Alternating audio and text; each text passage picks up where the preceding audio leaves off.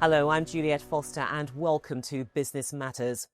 Cyber attacks are the scourge of modern business life, and if current trends are anything to go by, the danger is unlikely to recede anytime soon. A report by the cybersecurity company Checkpoint Software estimates that in the first quarter of 2025, businesses worldwide experienced an average of 1,925 cyber attacks per organisation per week. That's a 47% increase compared to the same period a year ago. Well, the numbers not only reveal the sophistication of the assaults, but the brazenness of those who planned them. No company, regardless of size, is immune, and the consequences for those caught off guard can be painful. The British high street giant Marks & Spencer took a £300 million hit to its trading profits after a major cyber assault. So what should businesses do to protect themselves? And has geopolitical uncertainty emboldened the hackers? Well, I'm joined in the studio by Steve Durbin. Steve is Chief Executive of the Information Security Forum, or the ISF, a global non-profit that helps businesses manage cyber risks. Steve, welcome. Thank you so much for joining us. First of all, what's your reaction to those figures? Well, I think the thing about the whole industry is that we are inevitably maturing. So with that, from a negative perspective, if you like, you would expect to see these sorts of numbers increase for two reasons. First, the attacks are increasing. There's no question about that, because it is much easier to actually perform some form of attack. But secondly, of course, people are monitoring it more closely as well. So some of the things that perhaps were escaping under the radar are now being picked up. So I think, what I would say is that, yes, it is increasing. Those of us in the industry know that it's increasing. And I think actually, if we look around generally, people are becoming so much more aware now of some of the challenges of operating in a technologically environment that those are the sorts of numbers we're going to see going forward. But does it mean that we've run out of time, this year at least, to break that upward trajectory? We've just simply got to run with it. I think we do. I think we do have to run with it. I don't think there's any option other than to do that, I would say, Juliette. I mean, the bad guys only need to get lucky once and they can cause havoc. And so the sorts of numbers you're seeing are them plugging away at it, trying to break down defenses, trying to find a way through. And on the defensive side, of course, we have to be at the top of our game 24/7. And that's just impossible. It doesn't matter what industry you happen to be in, or even if you're an athlete, you are never going to be able to maintain a peak performance. So my point is that we will always see attacks taking place. And the more we see attempting, the more we'll eventually get through. Right, but what is not in dispute is that these attacks have become more sophisticated in their planning and their execution. Yes. What's your take on that? Because you're an industry veteran. You've seen a lot in your time. I think there are a few things that are going on. Certainly back in the day, when we used to talk about attacks, everybody immediately thought of this, hoodied individual in the kitchen. Well, we've matured so far beyond that. Crime now, cybercrime in particular, it's a real entrepreneurial industry. It's very, very large scale, and the big criminal operations are large scale enterprises. So they do have all the things that you would expect in terms of R&D, in terms of support infrastructure. So if you look at it from that perspective, we shouldn't be surprised because of this maturing. The other thing that's happening, of course, is we're now seeing AI coming into its own in its place. So you don't just have to have your own skill sets. You can go online. We have crime as a service, which is fairly widely spread. So you can purchase a particular element that you might want to try and drop on a particular customer that you're targeting, on an organization that you're targeting. They'll provide you with 24/7 help desks. In some cases, you may even get your money back if it doesn't work. So we're de-skilling to a certain extent as well. So the point of entry for a cyber criminal has lowered considerably. And I think that will continue as AI becomes much more sophisticated. Yeah, I mean, I do want to look at AI a little bit later in our conversation, but what I want to pick up on is this idea of these crimes being highly, highly organised, very industrial. That does appear to suggest that this type of crime is also connected to other areas of criminality. If that's the case, are we talking about gangs that are running this? We are. I mean, I think we always have to be careful about which sort of cyber criminal we're talking about. So obviously we have state, nation-backed actors, highly sophisticated, not a particular challenge in terms of resourcing. They will typically be going after government-to-government type espionage. So that's more of the geopolitical cybercrime. Absolutely. But then if you come back a little bit from that, organised crime has certainly moved into this space because it's hugely lucrative. Rich pickings. Very rich pickings indeed. And again, with some of those organised crime bosses putting some of the money that's required into this particular area in terms of the potential return on investment that you can get, if you were a business leader in that space, you'd certainly be investing. So this is why I always refer to them as entrepreneurial organizations, because they do have business plans. They do understand where they can get a return. And so the days of it being a fairly sort of haphazard, let's give it a shot, are pretty much long gone. We still have some of those, but I always look at those as the sort of entry level. You need to try to prove yourself, in that space. And then if you've proved yourself there, you'll get a bit of a reputation and you can move up the tiers. In the cybercrime but space. Obviously it creates incredible problems for law enforcement, but that's a conversation for another day. But let's take it back to the here and now. I mean, look, would you say from your experience that big companies are more vulnerable to cybercrimes than smaller companies, or have we now reached the point where size is really irrelevant? I think with large organizations, they obviously have more resources available to make life difficult or more difficult for the cybercriminal.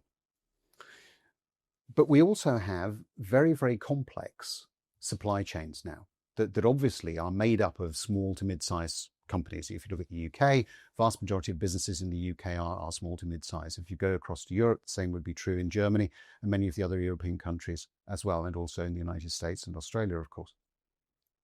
So an easier way of accessing some of this really, tasty information, if you like, high value information, is often via the third party. So you don't necessarily need to be attacking the larger enterprise. You can target a smaller to mid-size, which probably doesn't have the same level of defense, maybe not the same level of awareness. And because it's in the supply chain and sharing information, you can then access through to the larger enterprise. So a lot of larger organizations now are having to spend very much more time not just protecting their own specific defenses, but also looking at their supply chain and really advising them on what they should do, and much more importantly, perhaps, why they should do it. And it's interesting because you kind of answered the question I was going to put to you just now, in fact, and that is, how do you choose your victim? Because the reality is that there are hundreds, thousands, millions of victims to choose from, and even just a random selection can lead you to the bigger prize. That's absolutely right. And I suppose the sadder element of it, really, because people listening to this may take the view that organizations should be able to look after themselves. But we mustn't forget that organizations are essentially made up of people, the likes of you and I. We too fit into that supply chain. And so the targeting of the individual, because we're all technologically enabled in some way, shape or form, right? We'll have phones, we'll have laptops, we'll have tablets, we'll be accessing our bank accounts, we're doing all sorts of things. That's also quite an interesting way to begin, certainly on a much more industrial level, to actually try to sort of, it's a bit like trawling for fish, if you want to look at it that way. If you throw your net over, draw your boat through, you will pick up something. And it's the same with at that sort of people level, if you like. If you put enough fishing out there with a PH as opposed to an F, then people will inevitably respond, and then you'll be in there and do all sorts of things with the information you've gathered. Absolutely. There are huge questions as well about staffing within organisations and upskilling and preparing people for AI, how to use it and how to actually combat the bad guys. But in terms of risk, would you say that there are some sectors which are more at risk than others because of what they do? Just as examples, pharmaceuticals and defence. Now, if they were hacked, the consequences could be very serious. Oh, absolutely. I think if you look at traditionally what's happened, the financial services organizations have always tended to be, the prime targets because that's where the money has been. Increasingly, of course, the ability to monetize, as you rightly point out, in the pharma space has dragged people more into that. The value of intellectual property in there. One of the things I've always been afraid of and worried about is not so much the stealing of data, but just the tweaking of data. So manipulating that the manipulation of it so that you don't even notice, perhaps.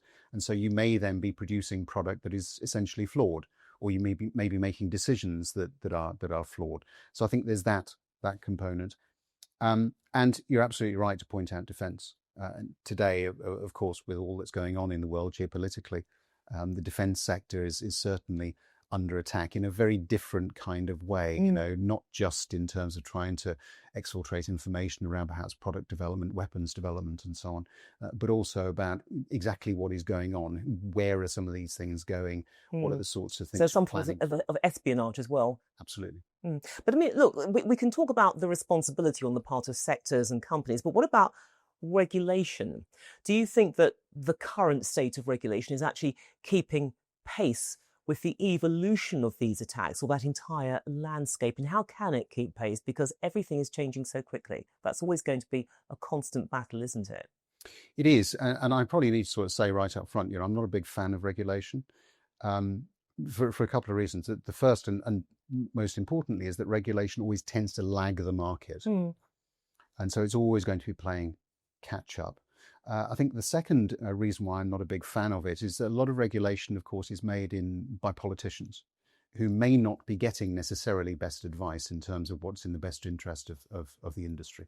Interesting, though, because there is the argument that governments perhaps need to go further to a certain extent and mandate cybersecurity compliance for companies which operate in very sensitive sectors. I mean, I talked about defence and pharmaceutical, but also energy or healthcare. Yeah. So what should or could that look like if a government was brave enough to venture into that territory?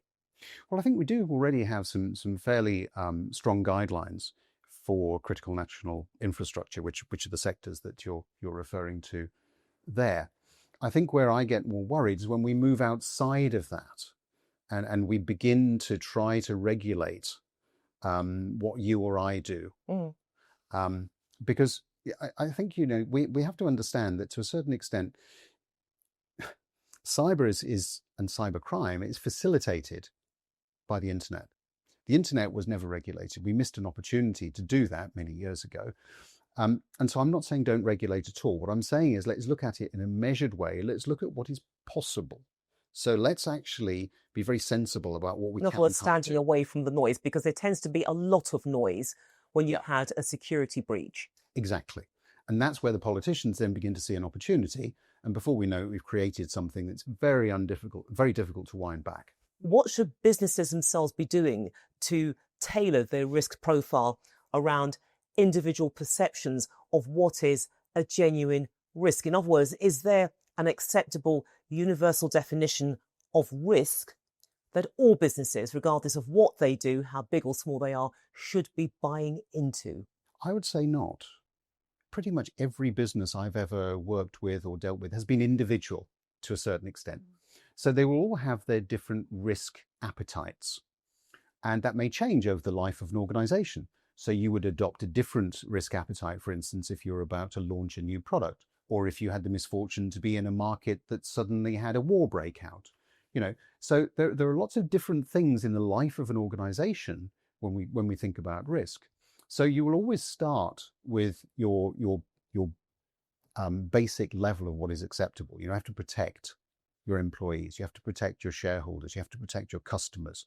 You have to make sure that the business itself is robust. We talk a lot at my organization about protecting the crown jewels, the things that absolutely have to be looked after in order for your business to still function. So all of that gets rolled into the risk mix. And frankly, businesses have been very, very good at doing that for a large number of years. So what we're now doing is we're adding cyber into that space. So for me, businesses know how to manage risk. They don't need much advice in how to do that. What they do need to understand is that cyber risk is not that different. It's just a different component as far as a business is concerned, something else that we have to manage. So put it into the same process that you've already set up. You've probably got in a very rigorous way because you're running a successful business, and off you go. So let's not overcomplicate it. Right. So just treat it as any other risk. Absolutely. It's no different to any other risk. But let's throw it back onto the companies themselves, because, you know, you work with a lot of companies telling them or showing them what they can do to protect themselves. But have you ever come across a situation where perhaps a company is frighteningly casual about its cybersecurity dangers because it feels, you know what, we're a really big brand. So because we are known in whatever the field is, no one's going to touch us because they just think, hey, you know, they're too complex. Let's go over there because that's an easier target. Do some companies rely too much on their profile as a deterrent? I would say not anymore. I think we've seen some fairly large scale attacks just this year alone with very large brands. Certainly Marks and Spencer, as I mentioned in the introduction. Marks and Spencer's being one, of course, but Dior being another one. You know, so brands that perhaps people would think, oh, I thought they would have been, you know, good enough. And it's the sad thing is it's not about being good enough. If you are determined, you can pretty much breach any organization out there. So what organizations have to do is not bury their head in the sand, and not many of them are, but they have to plan for the day when it happens. So they have to go through a fairly rigorous work on process. the possibility that it will happen, even if Absolutely. it doesn't. Absolutely. And then how are you going to respond to that? Because that's the important piece. You know, what is your response mechanism? Because that will determine whether you're viewed as being a competent company versus one that perhaps hasn't done its homework. And, you know, the impact that can have on shareholder confidence, on valuation, but much more importantly, just on cleanup, the cleanup cost, which can run for months and months. I mean, look, the intention is there for many businesses. We know that. But half the problem is that the technology itself isn't static. You can actually employ a strategy that works today, but tomorrow it can be redundant. So that surely has to be the next question. I mean, how often should companies actually update their security strategies without running the risk of buying into technology, which becomes very, very expensive and potentially, in some instances, unnecessary? Yeah, I think that it's an interesting question that you asked me there, because I think my where I stand on this is that we are spending too much time as an industry banging the drum for security being separate from the business. It isn't. There isn't a business out there that isn't dependent upon technology in some way, shape, or form. If you are dependent upon technology, you have to have good security in place. And so the focus then shifts. So to the point about strategy, how often are you reviewing your business strategy would be my question. And security should be a component of that. They shouldn't be separate, because technology, security, they're all going to help you deliver your business strategy, whatever that may look like. So if you have a, 3-year review, that's how often you should be rolling your security strategy into it. If it's a 6-month rolling review, which I happen to prefer because things move so much more quickly, to your point, then again, it's rolled into that as well. So where I think a lot of mistakes are made is by separating these two things out. And if we could bring them back together and view it much more holistically across the organization, as to the point I was making earlier about risk, then I think life will become a lot easier, not just for the security people who are always trying to get their message across, but also for the business side of the house who are desperately trying to understand what it is that they need to be doing. Yeah, because look, what we're talking about here is a good cyber strategy relying on collaboration. In other words, the human. And that has to be the key thing, isn't it? That how do you actually bring together the two, strike that balance between security and humans? Because whenever we talk about technology in the wider world, the conversation tends to work on the basis that eventually the human will be redundant. We haven't got there yet. The two need to work together. How can you do that so that technology is not seen as the silver bullet that rubs out 1,000 potential sins? Yeah, I think that for me, the future actually for the human is pretty bright. But I see the human having to work in collaboration with technology, as you're pointing out, and vice versa. So I don't see a day where AI would replace people entirely. I think that AI and other technology tools are just that. They are tools. Right, but it's also upskilling people as well, though, because you've got a generation of workers who use technology in a certain way. You bring in the AI, and that's going to change the landscape in itself. So how can you actually prepare a workforce to use the current AI models which are available now in readiness for the future? It's to your point about upskilling. You have to invest in training. You have to invest in actually looking at the skill sets that you need within your organization and making some hard calls, as to whether or not you do have the right capabilities within your organization. That doesn't necessarily mean that you have to get rid of a lot of people. It means you probably do need to invest significantly in upskilling, in training, and thinking very, very hard about how you're going to use some of that new technology. And again, I think there is a little bit of an illusion out there that suddenly you drop in AI and we can all walk away.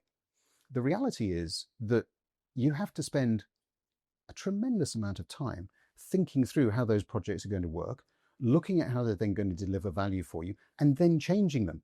Because then you begin to understand the actual power of the technology that you're implementing.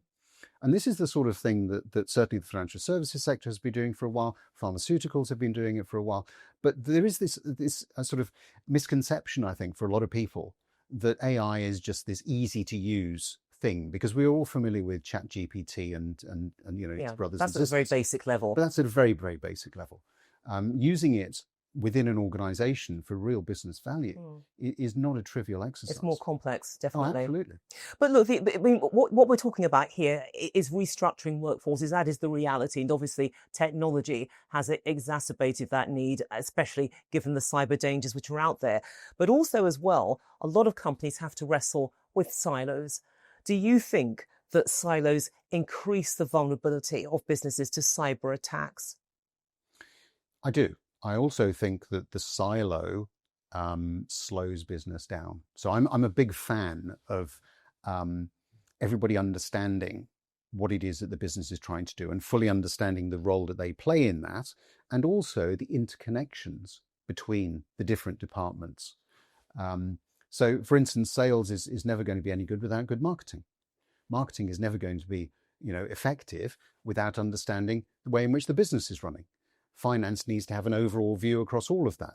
I'm stating the obvious, but if you then put technology into that, those systems need to interrelate, and then throw AI into it as well, and you begin to see the sort of mesh that we're building here in terms of everybody needing to understand what's happening. Businesses are team sports. You have to have everybody understanding what they're trying to do, and everybody will have a different role, but it will be interlinked in some kind of way. So when we talk about things like cyber, or we talk about technology, for me, the thing that perhaps we don't spend enough time talking about is the transformation that's required within the organization to get the best return from what we're actually doing. And that's where I think we're starting to see more people spending time now. And security is starting to drive that, because security has to be recognized in a new way. And so the security leaders are trying to find a different way of doing it. And that's where this whole transformational piece is coming in.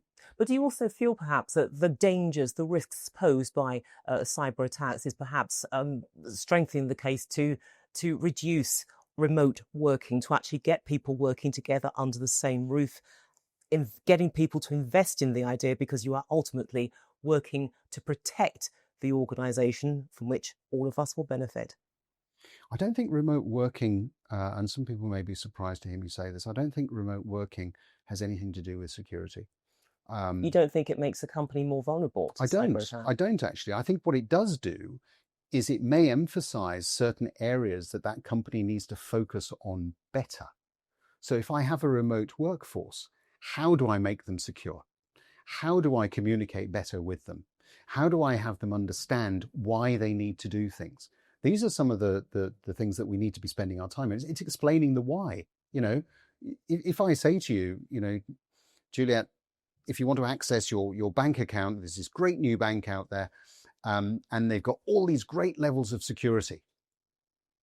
You'll say, okay, that may be interesting. I'll say the only downside, slight downside, take you an hour to log into your account. Well, bank charges probably would have been the downside. But you're not even going to go there, right? Yeah. So it's always about a trade-off. Yeah, quick access. So you need to look at why people need to do things. If I said to you that your money is going to be 100% safe, there are going to be 0 bank charges, but it will take you longer to access it, you may do it. So we have to explain more why we're doing things, because technology is becoming more complex, cyber security is becoming more complex, and we're making an assumption that people will know why it's necessary, and actually they don't. So I think from a business perspective, leaders need to spend more time explaining what they're doing and why they're doing it. And then you'll bring people along with you. Yeah, to get that multiple sense of investment. But I mean, look, there are so many pressures in that business space, and obviously cybersecurity underscores that. But how are cybersecurity teams actually evolving so that they can better align with the business goals of a company? Because the bottom line is that businesses are there to produce the goods, to ultimately produce a profit from which the shareholders and others will benefit. And it's something that we've spent a lot of time looking at, and we've talked about, putting security into the business so that you have somebody actually working with the business department who can provide that advice and guidance in the moment. We've looked at, re-educating, upskilling the board, for instance. And the answer is it's all of those different things. For me, it's about how do you completely integrate security into your business strategy. If you can do that, some of these problems just go away. So you don't have this almost territorial dispute between, what should security be doing and what should the business be doing. We have to work better together. But look, the bottom line is that businesses are operating in a highly competitive landscape. There are all sorts of dangers, etc. There are some things over which they do have control, but other things outside of their control. We were talking about skills in terms of upskilling internally, but it's finding the professionals outside of an organisation to bring them in. And the reality is that there is a shortage of good skills, and particularly the sort of skills that can take on the cybersecurity challenges. That's absolutely right. And we've talked for years in the industry about, a lack of skills. We've contributed to some of that problem ourselves by setting the bar too high. So we do expect, people to be the finished article when they come into a security department. That isn't necessarily the case. I mean, certainly I look much more for aptitude, for interest, for ability, the willingness to learn. And you can get those sorts of skill sets from people who've studied the arts, from people who've done all sorts of different things. So I think from an industry standpoint, we need to be more open-minded. There's no doubt, though, that we need also to be investing in people who are coming through our school and education systems. Well, sadly, we've run out of time. But Steve Durbin, Chief Executive of the Information Security Forum, or the ISF, thank you so much for joining me. I'm Juliette Foster, and you've been watching Business Matters.